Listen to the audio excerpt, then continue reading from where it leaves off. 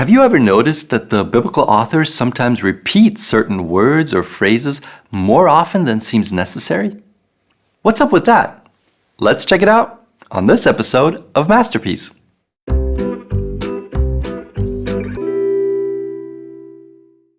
Hi, welcome to another Masterpiece episode. My name is Chris, and I want to help you take your Bible study experience to the next level and discover just how beautiful and fascinating this book really is. If you're new here, thanks so much for stopping by, and of course, make sure you hit that subscribe button and activate the bell so you won't miss any of our upcoming exciting episodes. And if you find the video helpful, don't forget to give it a thumbs up and share it with anyone you think might also benefit from it. So, if you've been following this channel for a while, you probably know by now that repetition plays a really important role in the Bible. Whether it's words or phrases or themes, if you read this book attentively and you use an accurate translation, it won't take you very long to notice that the biblical writers repeat these things over and over again in their texts. Now, as modern readers, we're not really used to this because we're taught to avoid excessive repetition. Don't use the same word again, use a synonym, which is why sometimes the repetitions in the Bible can seem a bit strange and even unnecessary to us. In light of that, it's not overly surprising that in some Bible translations, you will find that different English words or phrases are used, even though in the original text, it's always the same Hebrew or Greek word or phrase. Of course, this applies mostly to so-called thought-for-thought translations or paraphrases, but in some cases, it also happens in quite accurate translations. So here's the question. Are some repetitions in the Bible indeed unnecessary? In other words, does it make a difference whether a certain word is repeated or some other wording is used? Well, the best way to find out is to look at an actual example in the Bible. So let's do that. And the text we're going to look at is the well-known story of Cain and Abel in Genesis chapter 4.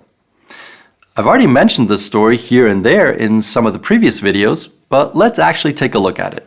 So, Genesis chapter 4. Now, for the purpose of this video, I want to focus especially on verses 8 to 11. So let's read that together. Genesis 4, starting in verse 8. Cain talked to his brother Abel, and it happened that when they were in the field, Cain rose up against his brother Abel and killed him. Then the Lord said to Cain, "Where is Abel, your brother?" And he said, "I do not know. Am I my brother's keeper?" Then he said, "What have you done? The voice of your brother's blood is crying out to me from the ground. Now you are cursed from the ground, which has opened its mouth to receive your brother's blood from your hand." Now, as always, there's obviously a lot we could talk about here, but if we just focus on repetitions, you've probably already noticed that the word that is repeated most often here is the word brother. We just read 4 verses, and in these 4 verses, the word brother occurs no less than 6 times. Twice in verse 8, twice in verse 9, once in verse 10, and once in verse 11. Now, when you think about it, not a single one of these occurrences of the word brother is really necessary. Because first of all, the author already informed us in verse 2 that Abel is Cain's brother, so we already know that. And second, because in each instance in verses 8 to 11, he could have used a different word. He could have said either Abel or he or his instead of brother, and the story would still make sense. Okay, so if that's true, why didn't he do it like that? Why does he keep repeating the word brother, and why does he repeat it so often at this particular point of the story? Did he just like that word? Or is there a deeper reason? Well, first of all, notice that the word brother occurs a total of 7 times in this story, which is already a first indication that the author is not using the word haphazardly, but very intentionally. Because for one thing, the number 7 is generally a significant number in the Bible. And second, because the author has already used that number quite intentionally in the creation account just a few verses earlier. Also, look at the very beginning of the story. So in verse 1, it says that Eve became pregnant and bore Cain. And then in verse 2, it says that she bore again. But now notice what happens. The author could have just said, and she bore again Abel. Or, and she bore another son, whose name was Abel. But instead, he says, and she bore again his brother Abel. Now think about it.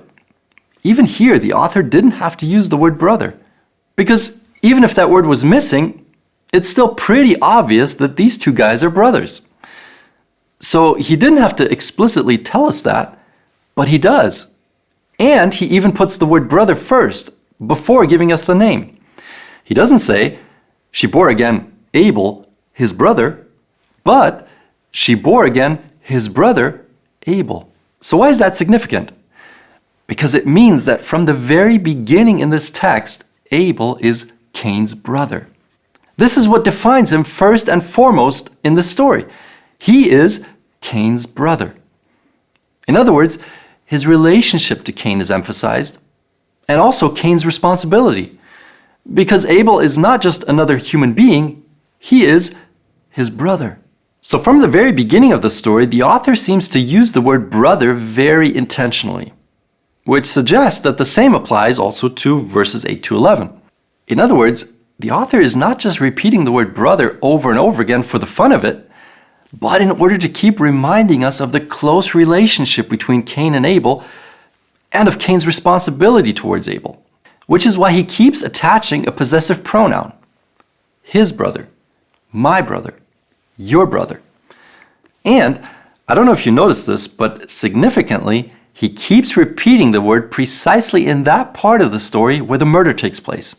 That's where he keeps saying, brother, brother, brother, which really highlights the drama of the situation and how terrible Cain's crime is. It's as if the author is saying, remember, it was his brother. It was his brother.